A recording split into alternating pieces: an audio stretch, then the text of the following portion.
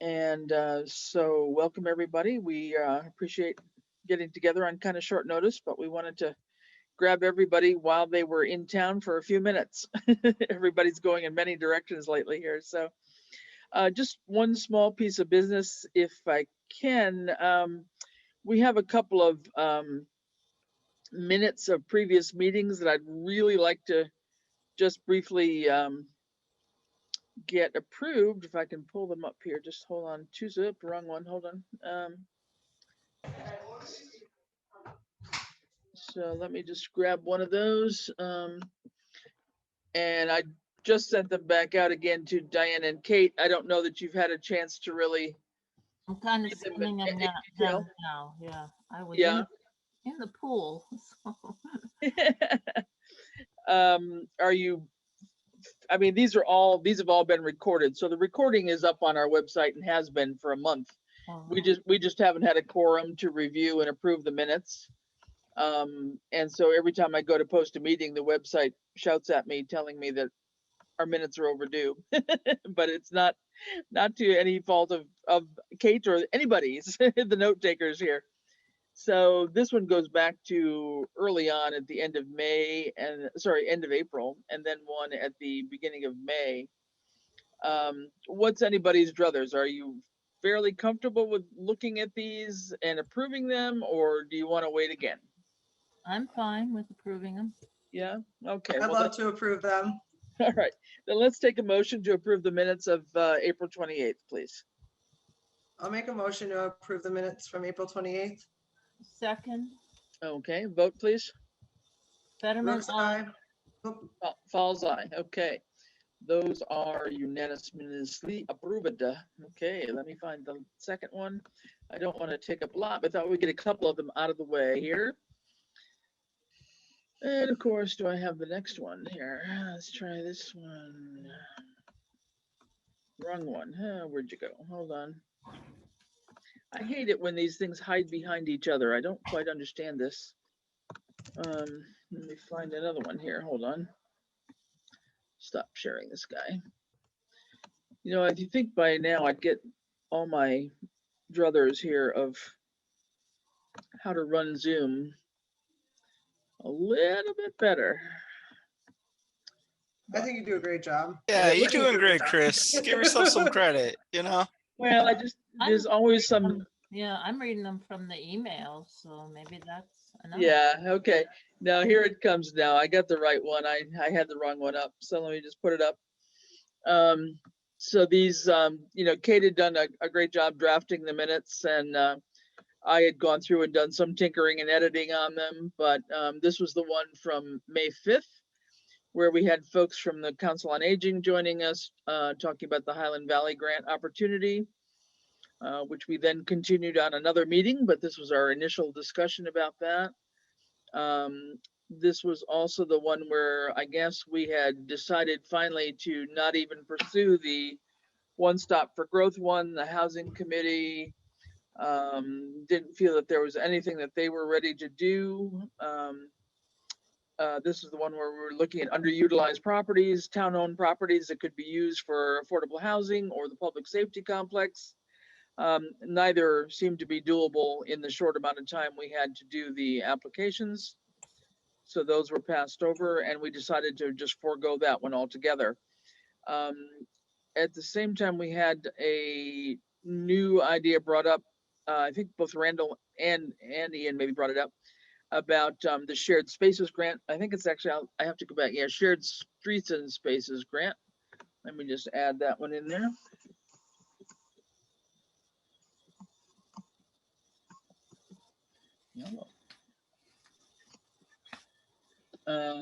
And we began talking about their interesting idea of trying to do something with the pickup line at Norra School,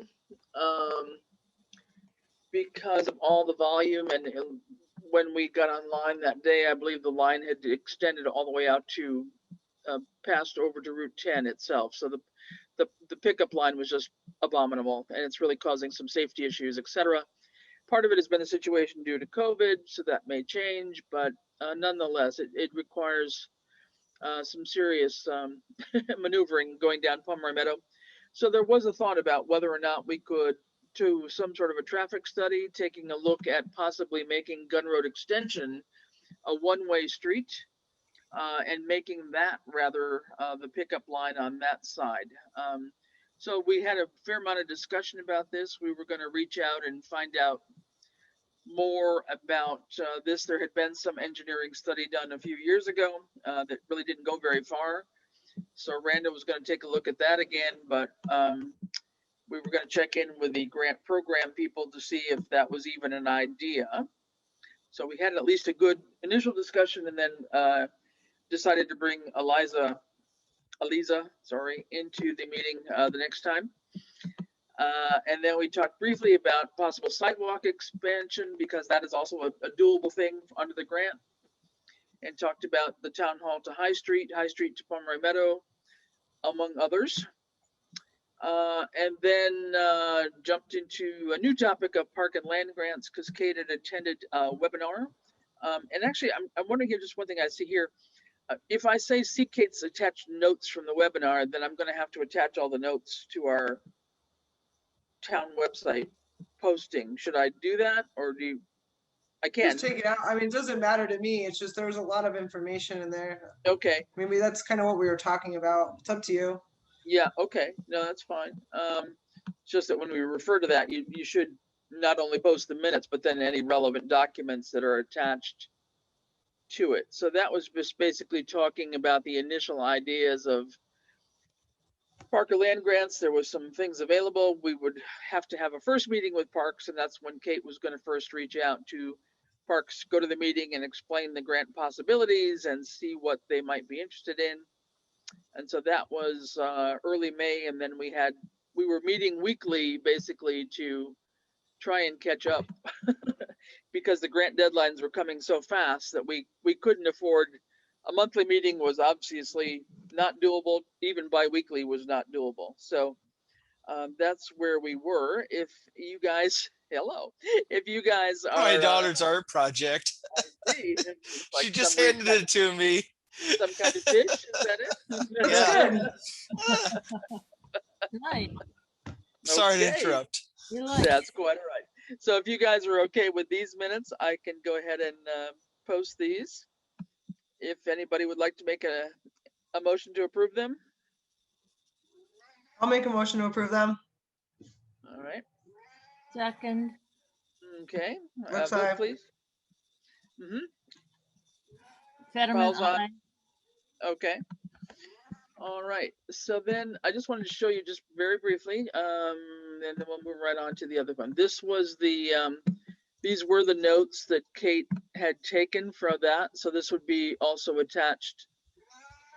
Sorry for my cat howling in the background here. Why can't I screen? Here we go.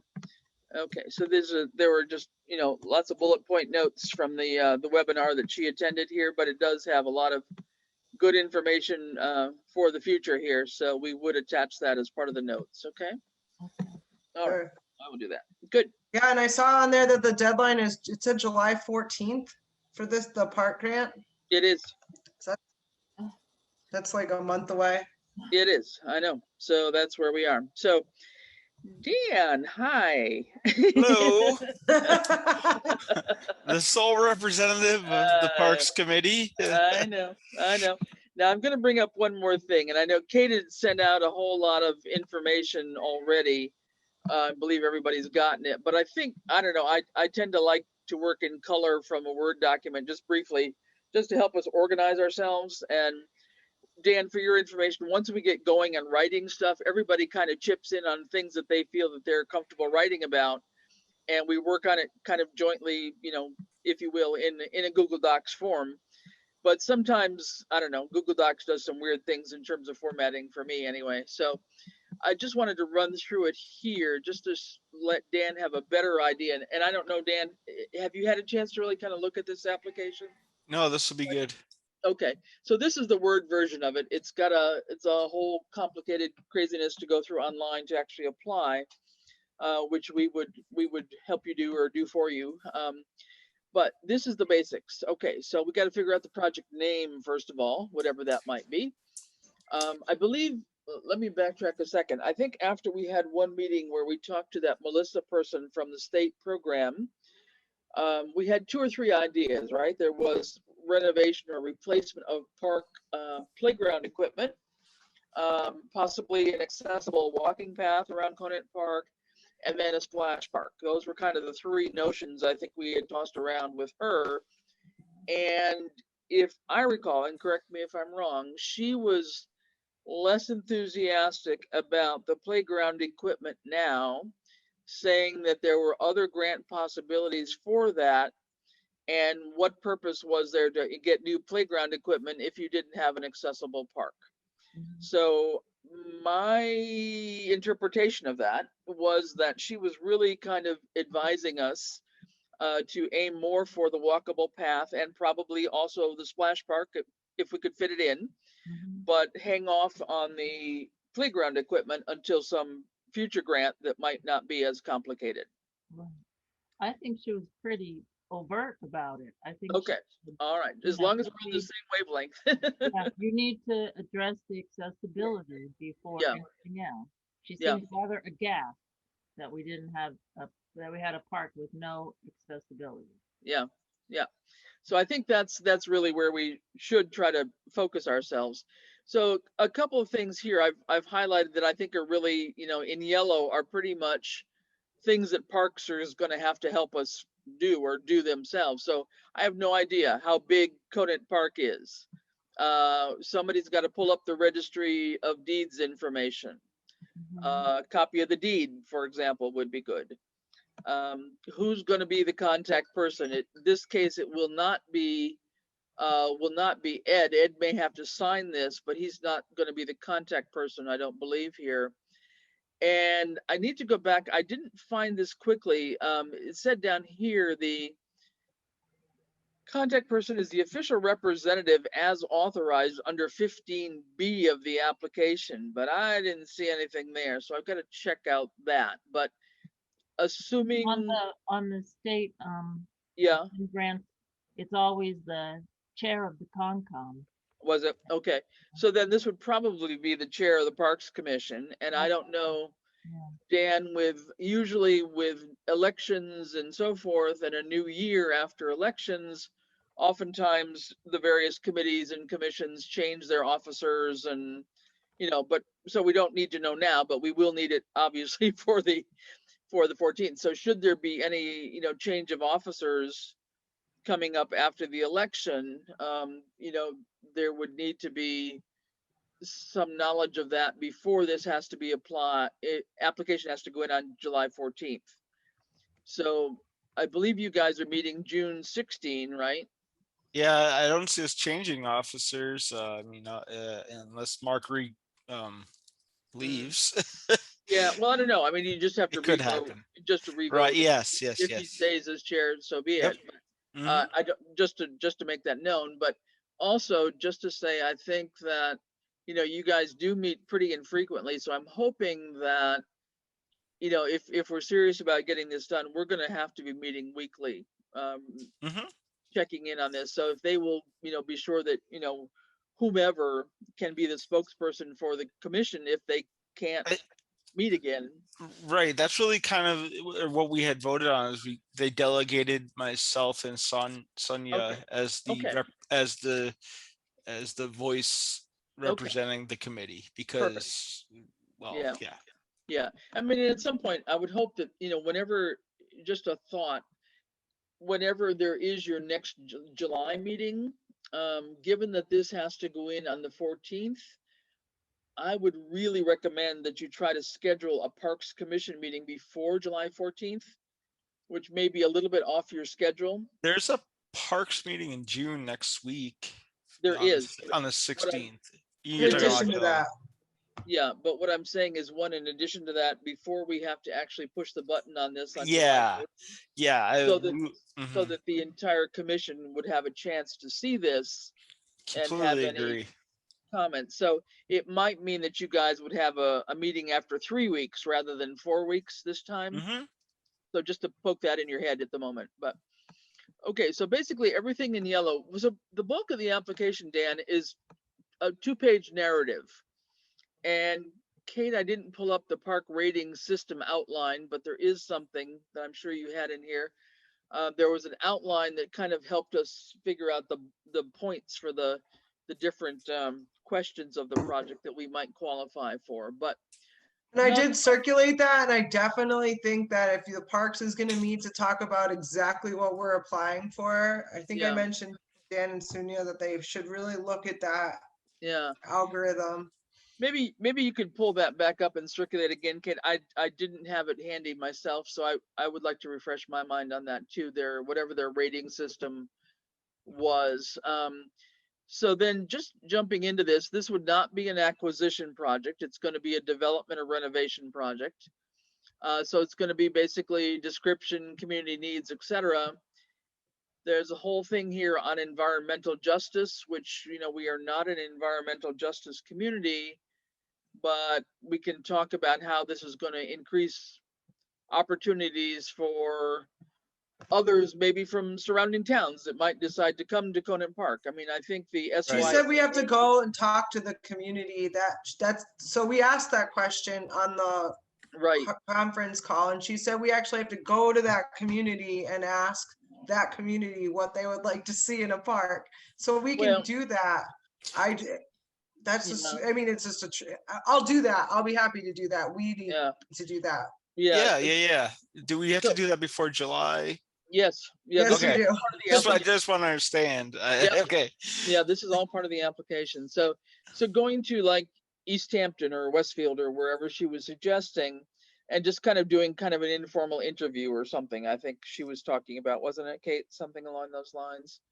I think we could definitely do that. Yeah, I think in addition though, what strikes me is that we've got the SYAA, the Southampton Youth Athletic Association, that holds all sorts of things down at Conant. They've got kids, I think, do they not, from out, I don't know. Are they only Southampton? I guess I don't know that. There are other regional teams and stuff, I think, that play over at Labrie Field, but I don't know if that applies to Conant Park. So I was thinking, maybe we've got people that come and use the park that are not residents of Southampton already. I just honestly don't know that. If we do. Good point. It could be like homeschool kids might be involved. Or like Girl Scout. I think I saw a Girl Scout troop that was there. Maybe there's some more groups that are using the park. So what there would be, I know everybody who wants to use the park, or at least the pavilion part, has got to go through Paula Mack, right, and get a permit. So she could, if she had some kind of a listing of over the last year or two, even, of who's been using the park. I mean, last year is kind of an oddball year because of COVID. Nobody was there really. So you've almost got to go back probably to 2019 and get an idea of the kinds of organizations or requests there were to use the park, Dan.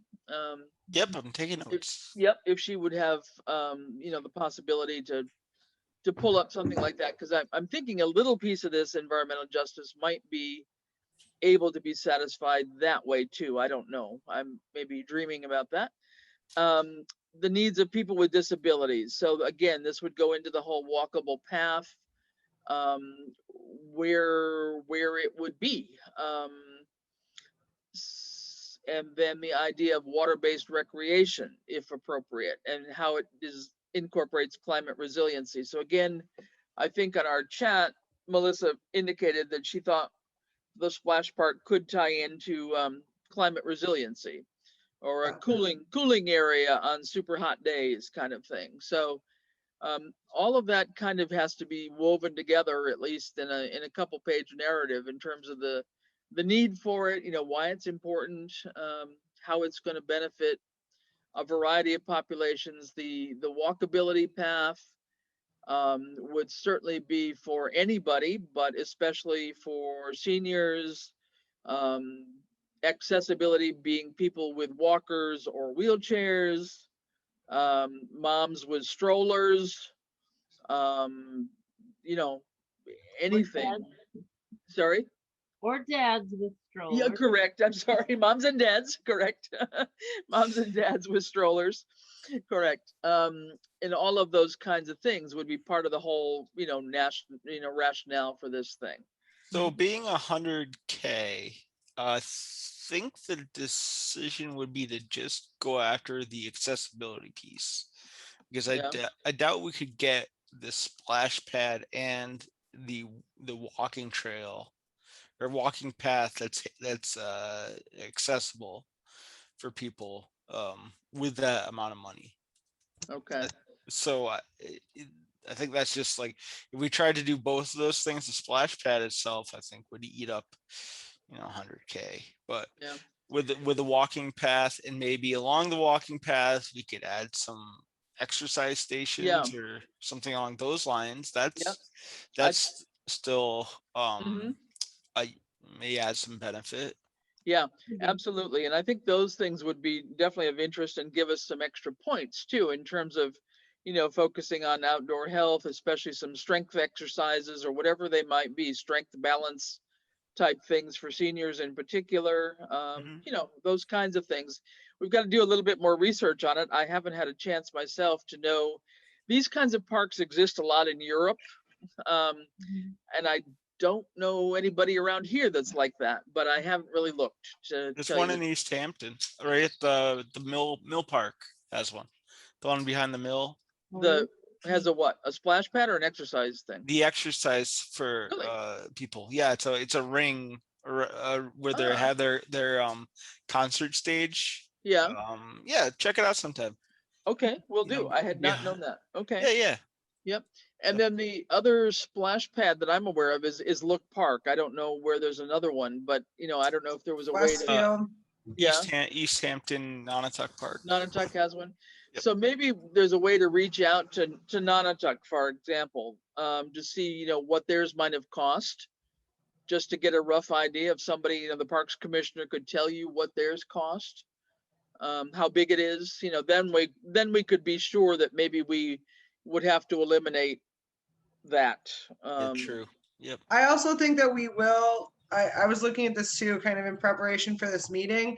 If we don't incorporate the splash pad, the strength of that project is it's the number one thing that people leave to go to other communities, is to seek out a splash pad, number one. And number two, we definitely lose the climate resiliency points. So I do think that we will decrease the likelihood of us receiving funding without incorporating the splash pad. It's true. It doesn't have to be it doesn't have to be Disney World of splash pads. No. It could even be basic and you could build on it. It could be extreme. It could be extremely basic, and some of the money, because remember, it's not just $100,000. We would have a match component of $50,000. So if what could we do it for 75 and then make 75 or half and half for the walking path? That's a lot of points we would lose. And Chris, I actually sent out the bid just the other day. So you have it in your email. When I send out all the attachments after our meeting on Wednesday. You did. I included the bid, and it's on page 18, the scoring rubric. Okay, thank you. Yes, you did. I will dig that back up again. Yeah, that was that whole website too, right? We can easily that's that. Yeah, that's that. I want to make Diana. I'll make sure I sent that to you, and I'm not sure. I'm not sure I included you in that. I'm sorry. I'm pretty used to looking at the bid stuff on the state website. Yeah, that's where you got it from, right? Yeah, I'll just send you all the attachments because it was everything: the application, the notes, the workshop, and the bid. No, I think the bid document is the big. It's sort of the overall notice of the program itself. It's like a 30-page document. Yeah. And in there is the actual scoring system. You're right. I hadn't focused on it in there.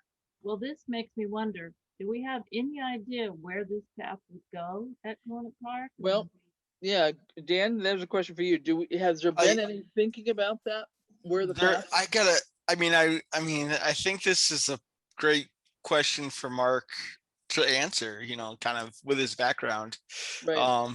I want to get in touch with him, and I can draw what I think would be the best path going around. But I really I wish I had more input from other people. But I'll take a stab at it. Yeah.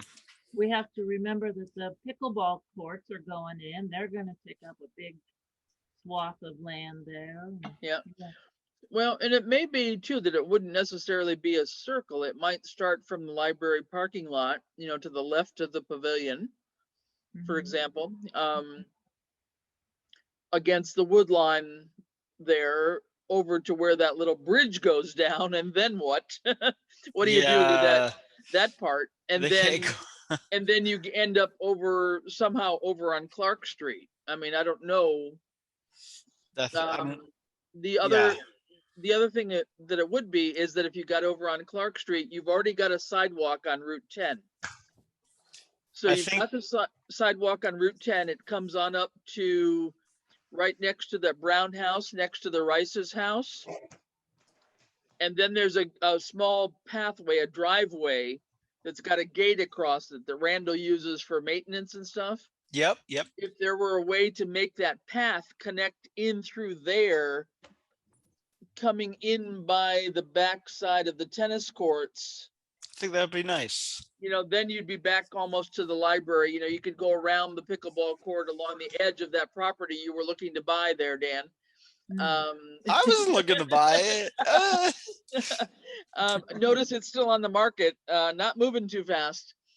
But that might be an idea as one thing, but it would have to be kind of drawn out. And I think most of these things, if I look at what we just did for the cemetery walking path area, sidewalk there, there had to be, there has to be a locus map. There has to be something drawn out kind of professionally. It's not, Yeah, that's where I'm bringing Mark. That kind of confused me about the grant, because it said part of the money, the first year's for design, the second year's for construction. Yeah. So how much do we have to design of this? Well, that's just it, because it's a reimbursement program. So we've got to get it all, done, start paying as you go, and then turn in the receipts and get reimbursed. It's got to be approved by town meeting. But I meant as part of the application, how much do we have to design in advance?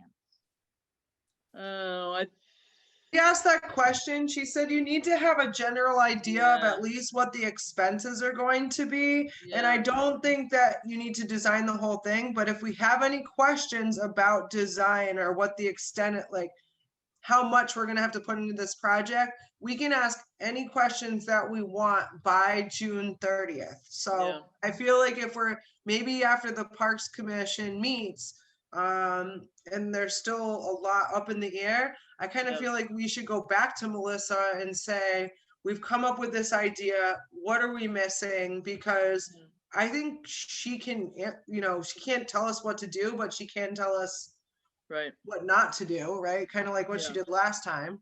Right. Yeah. So I think that's true. It is a little bit interesting because this is a 2-year grant, the way they've got it laid out. Is that what everybody's reading? That this is 1 year is kind of the design part, and the next year is the construction part. So it's kind of interesting in that regard. You can use CPC money for the match. But nonetheless, all of this has to go to a town meeting, and this Melissa person has got to approve the language of the town meeting warrant, et cetera, et cetera.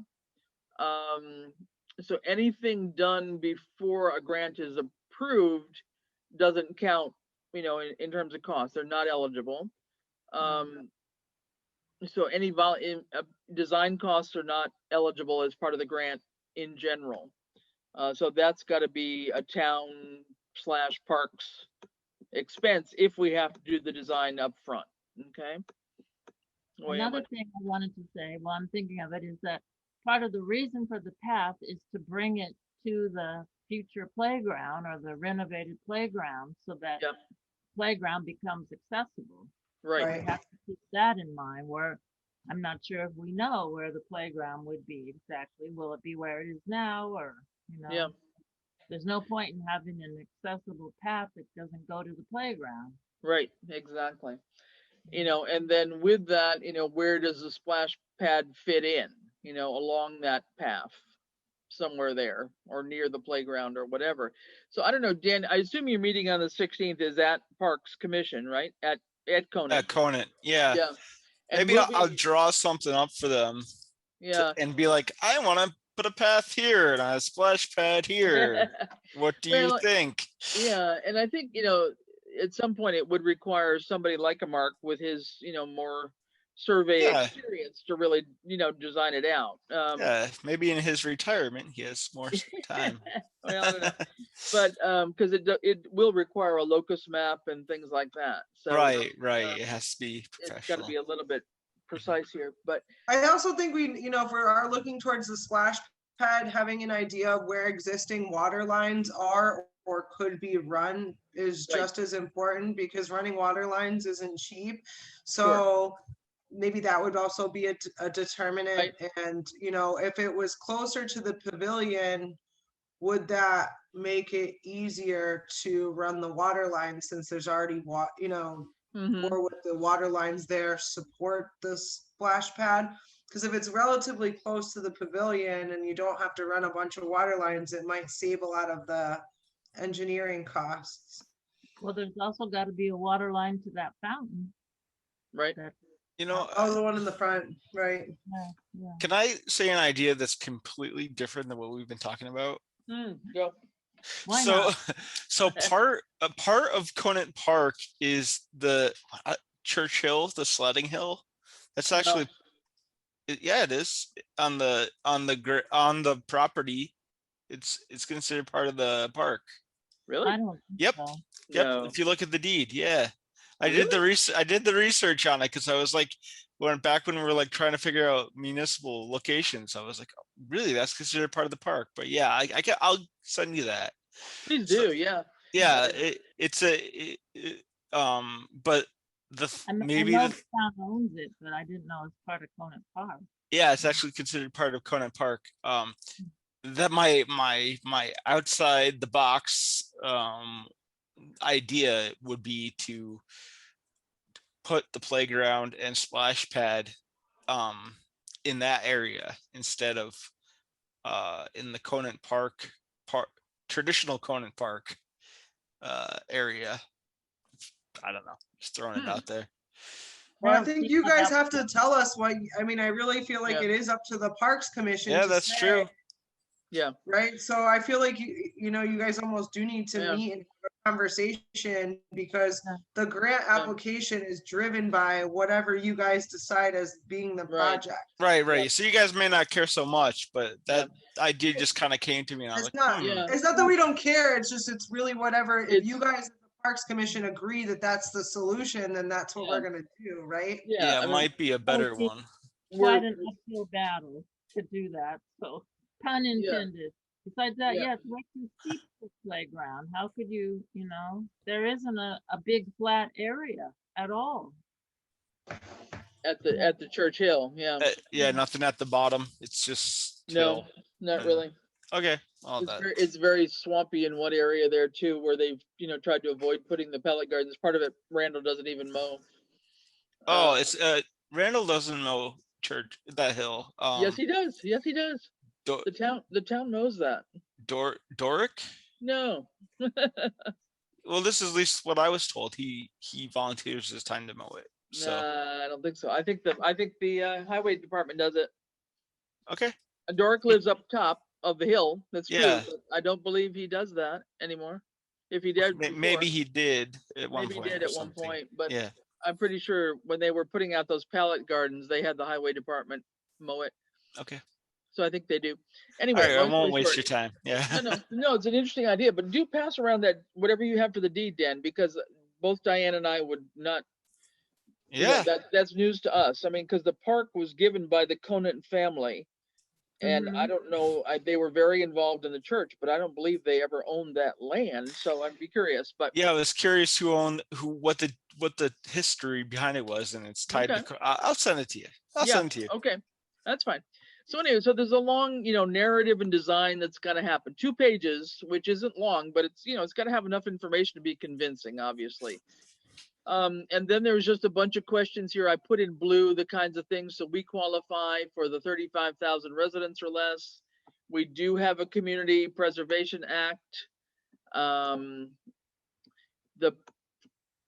property is permanently dedicated for a park, as far as I know.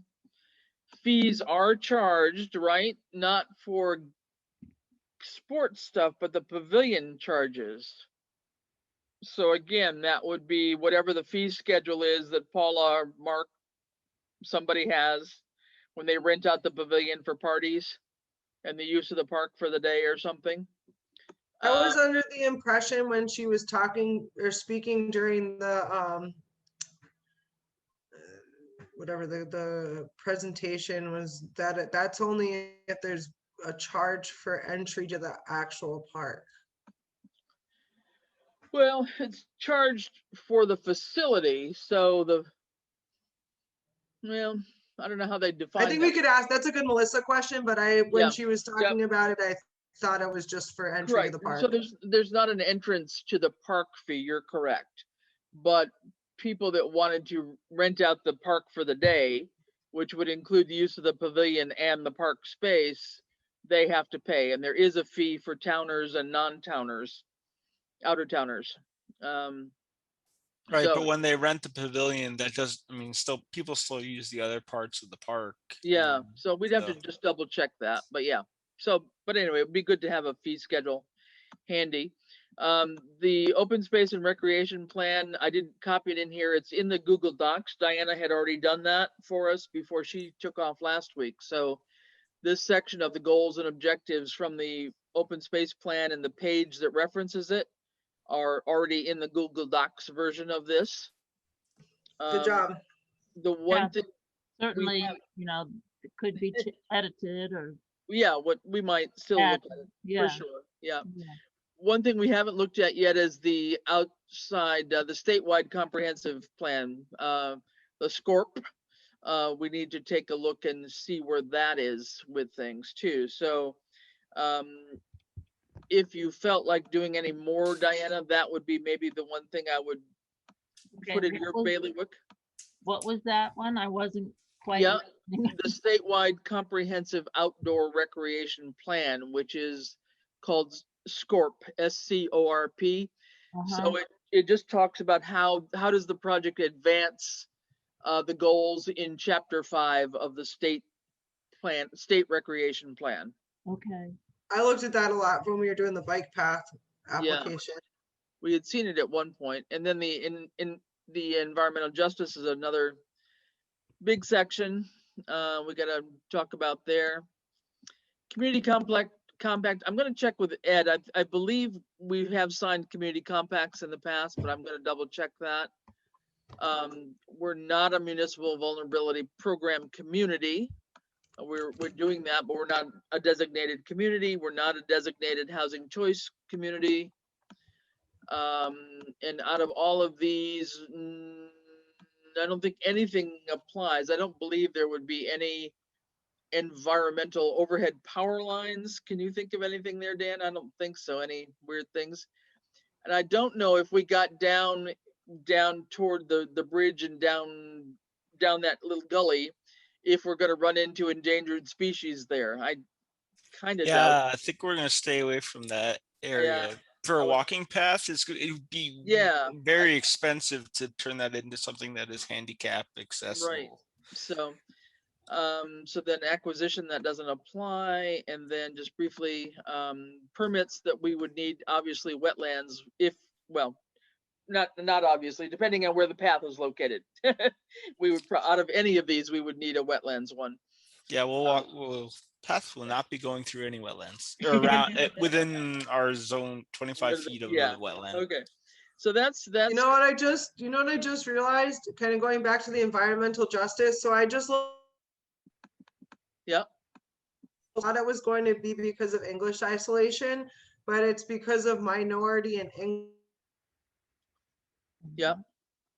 Minority. You cut out. Sorry, my internet. Income, and Westfield is because of minority and income, but it's So that makes it a little less restrictive, because I was nervous that it was going to be because of English. Mm-hmm. Okay, well, that's going to take some work to focus on that one for sure. And that's one of your favorite topics. So how about when you get back, you can look at that portion. Please don't think about it while you're on your vacation. No. And enjoy your time. Yeah.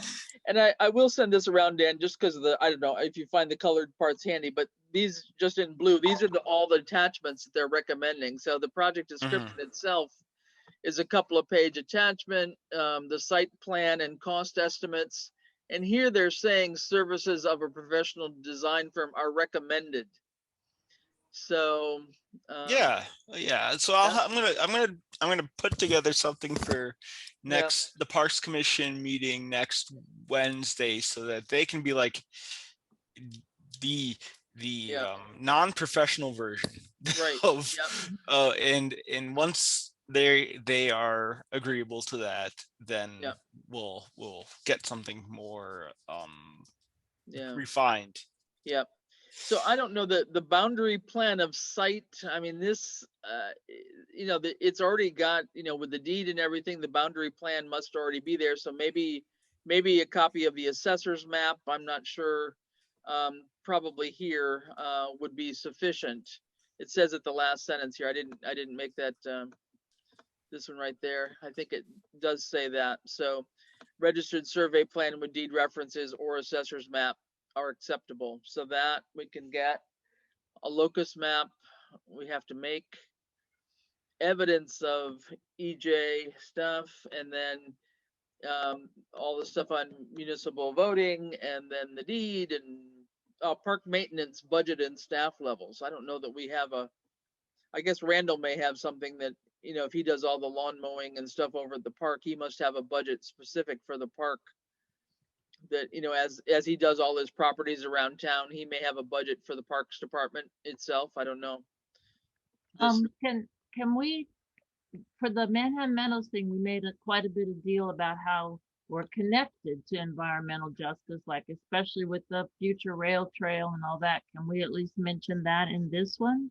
Yeah, I would think so. I don't know if that's, because otherwise, I asked a lot about environmental justice, and she said you have to go to those communities and ask what they would want to see in a park.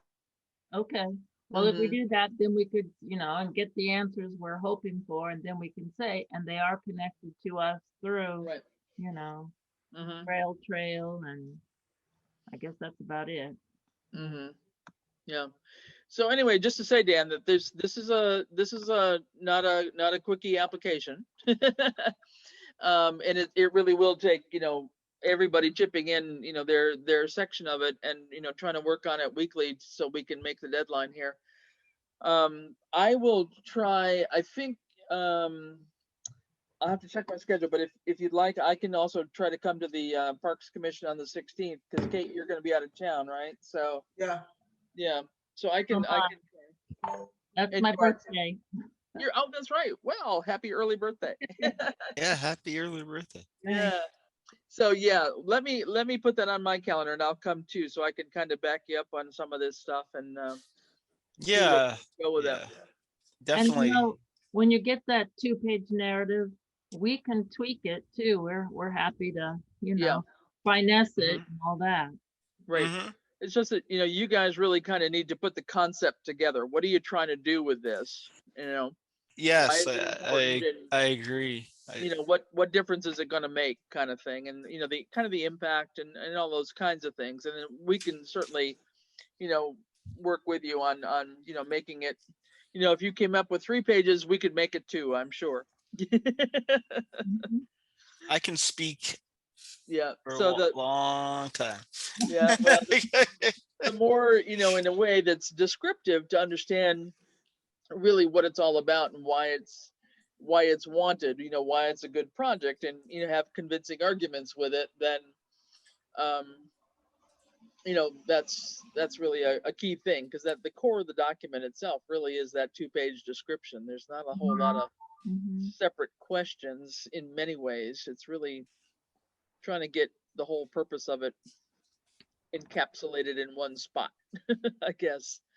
So I have one more question about the path. Is it possible it could go around the pond, or would that involve wetland stuff? Or could it go like around halfway around the pond and then go out somewhere else? Yeah, I mean, I think it could go. We'll have to think about how we can make it go. I think it would be nice as a scenic part of the pond, like maybe even cleaning up the pond a little bit so that people could maybe sit there, put a bench in for like sitting, allow people to reflect and gather their thoughts. I think that's a good use in a park space. So we'll have to. I think so. I think we'll have to think about it a little bit. Yeah. I think that, it'd be good, even have a couple of different design options. Let's, put one there. I mean, so if there were 2 or 3 choices, then that, parks could discuss and say, well, we don't really want it there. We can't have it over here for this reason. We can't put it over there because it's going to interfere with all the little kids in their, baseball games. I mean, whatever, one other thing I want to say, since I've been thinking about this, I really think that the parks in town are full.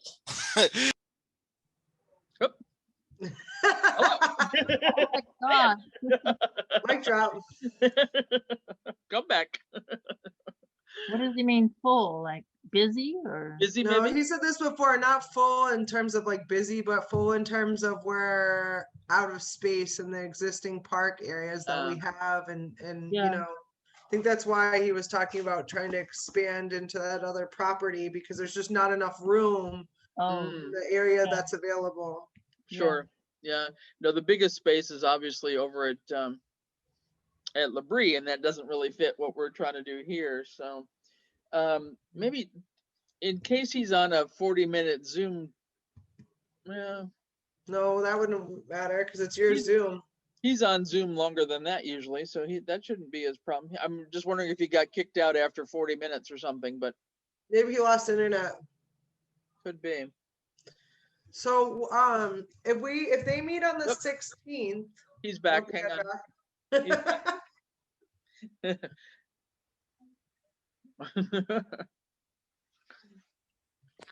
Okay. Hello, sorry about that. I lost. All right. I've got to stop using this old laptop. It keeps overheating in Zoom meetings. yeah, you need a new fan. Yeah, I burned up a supercomputer. I know that, but that's the crazy thing is I just built an awesome new computer, and instead I still use my old laptop because it has all my programs. I lost my laptop last year because of Zoom. I swear it overheated. And now this one right now, I'm getting a beautiful lime green and magenta screen from time to time. And Megan told me it was the motherboard. It's like, oh, really? Probably. Could be your monitor. It could be the LED screen. Yeah, it could be all sorts of things. So I got to go figure that out when I have time, of course. So Dan, you were saying. Oh, the thought that it has occurred to me, and I just wanted to share this with you, is thinking about parks in general. I feel like I look at Labrie Field and I look at Conan Park, and I feel like we're maximizing the space usage. Like now we're adding a pickleball field, and there's really, I guess there's not much more we're going to be able to fit in those. And I think maybe a long-term goal of parks would be to get another park space, maybe one that meets some of the other goals of including like camping spots or something else. But I feel like, we're pretty much maximizing our use of the space at this point. That's just my take on it. Yeah. Well, what about that next door, spot? Yeah. That would help a lot, wouldn't it? It's true. That could be part of it in terms of looking at that. It's our initial assessment was that it was about, depends on what you want to build there.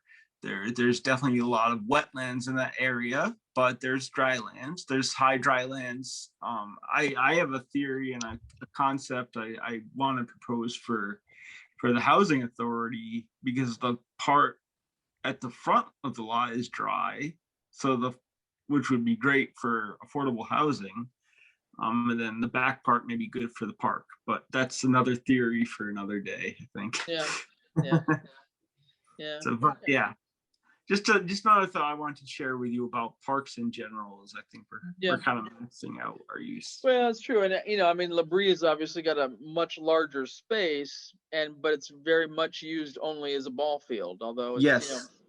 And obviously, I mean, there's literally $1 million that's gone into that location. Mm-hmm. Yeah, Literally. it's definitely an athletics focused area. Right. So that's its prime focus, and it doesn't have that opportunity for other things that Conant Park does. So that is a challenge. Yeah. Well, there's always future grants. Yeah, I mean, maybe next year in 2 years after we get this one done, that could be another goal for parks to grow parks, is acquiring another parcel that could be used and give the residents more recreational opportunities. So who would like to look in on we're gonna take a look. Well, I guess you guys are gonna be out of town. If Dan, you mentioned that Nonotuck, who's got the one with the exercise station? That's just Mill Park behind Eastworks. Okay. I'll take a look just so I get a sense of what that is. I'll take a look at that over the week sometime. Okay. Yeah, you can even, if you go down Ferry Street and there's a parking lot.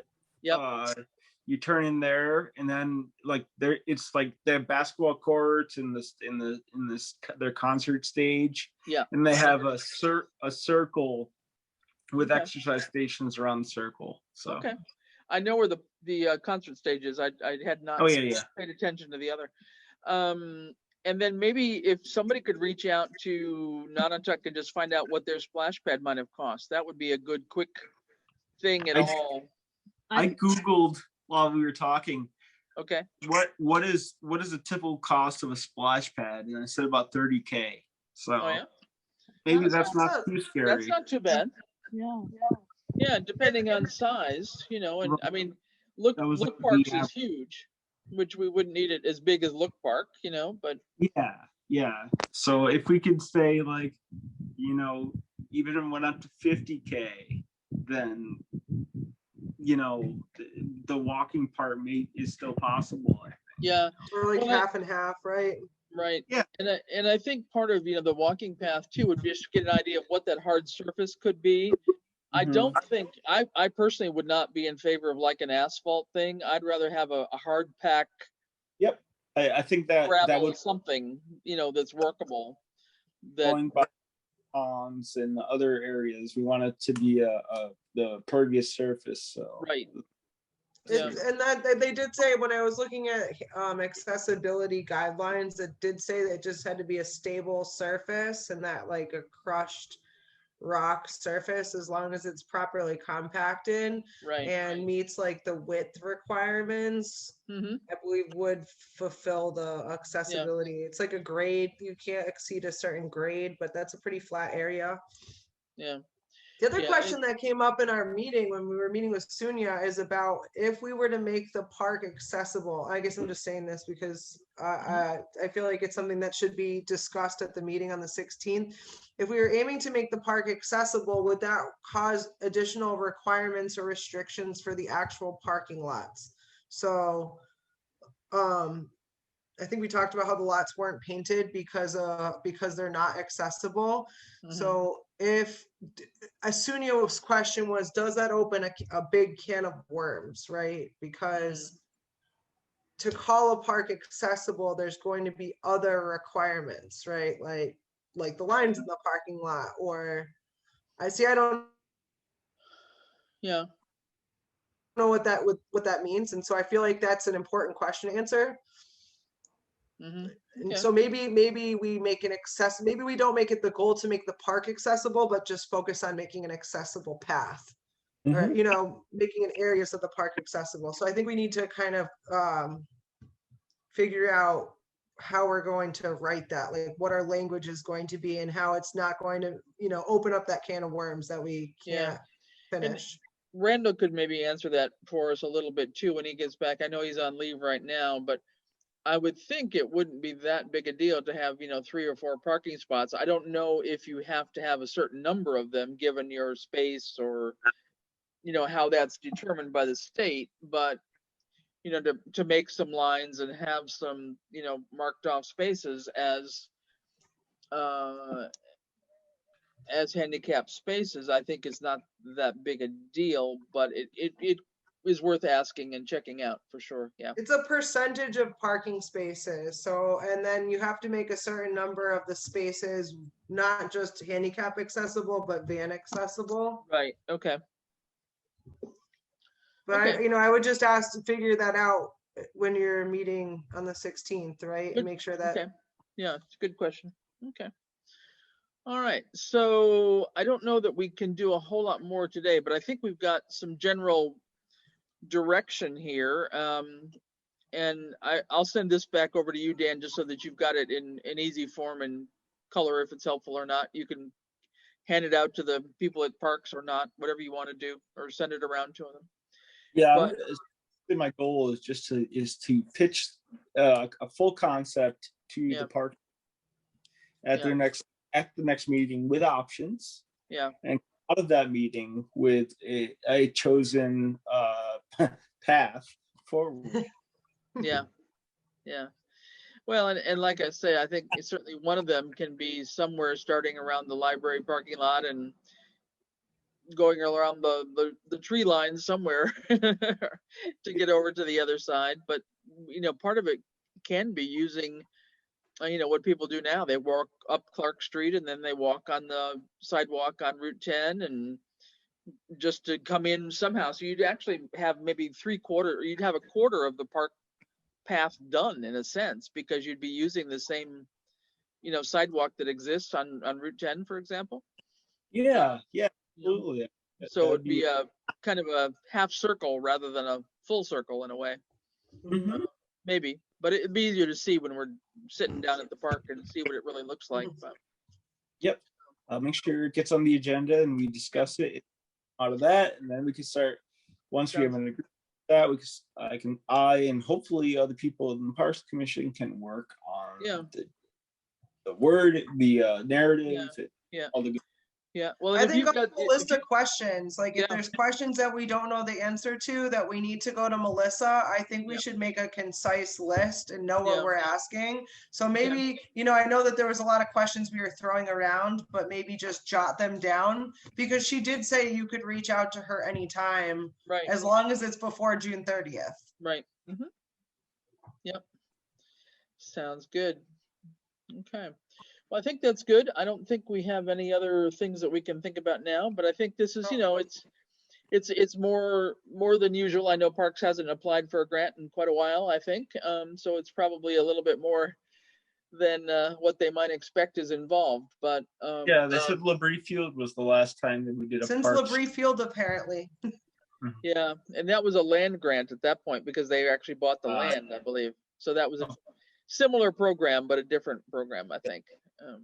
But so this, in a way, it's simpler because by not buying land, we don't have to get involved in the appraisal or any of that stuff, which is just a whole nightmare.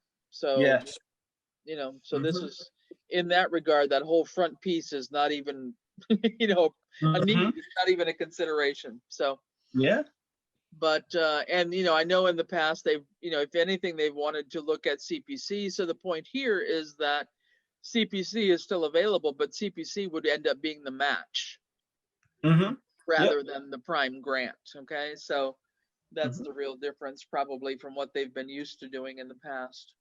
Yeah, definitely. Yeah. When do you want to meet again after the Parks meeting? Well, when are you guys back around? That's true. Well, if I needed to meet, I would meet. I'm back on Sunday, June 20th, really late at night, the night before, but Yeah, My best day would be the 22nd because I'm not working. okay. What day of the week is that? I don't. Tuesday. It's a Tuesday. It's also town election day. Oh, that's an important day. Well, as long as you get there to vote, but there's time for a meeting, I'm sure. It might take me all day. Yeah. Just kidding. So Kate, you said you're not working on Tuesday, the 22nd? That would be that. Honestly, that would be my best day. I have a board of health meeting on the 24th, so Okay. I could do the 23rd, but yeah, definitely my preferred day would be the 22nd. All right. Well, let's try that. And I wonder, would it be helpful to meet at Conant Park, or you probably couldn't, though, right? Kate, you probably couldn't do that, right? On the 22nd, I could. You could. Okay. Sorry. Yeah. Diana, what do you think? that's fine. I'm open. Okay. By the 16th, we're supposed to be opening up town hall. And I think as of right now, the governor has not voted on not continuing or whatever that double negative is. We're still, we're not going to be doing Zoom meetings any longer, I think. In-person meetings. I heard an update from Marla today that changed like today or yesterday. So check the news. I will. Because it might be up. Last I knew, the governor had not acted on the extension request to continue Zoom meetings for a little while longer. So without that being approved by the legislature and the governor, we have to start meeting in person. That's a bummer. So I think, Yeah. maybe it got done in the last 24 hours. I don't know, but it hadn't been anyway. That's what I think Marla was trying to tell me when I was talking to her earlier today. Okay. Because we were talking about our next AdCom meeting. So. But I nonetheless, really won't be able to do 2:30 meetings if they have to be in person. That's right. crazy. Yeah, exactly. So I think, for this one, given that you're going to be off work on the 22nd, let's make it an in-person meeting. Is this 2:30 time still a good time, or? That's fine. Generally? Okay, well, I'll double check my schedule, but theoretically we'll schedule it for then. But in the meantime, I'll join Dan at the Parks meeting on the 16th. And in the meantime, if everybody can do a little bit of their own research on things. And Dan, if you have that deed, do send it around. Definitely. We'd like to see I know some history you guys don't. Yeah, I'm usually impressed. We haven't I remember received that yet. Oh, okay. All right. You got to do the facts first. Okay.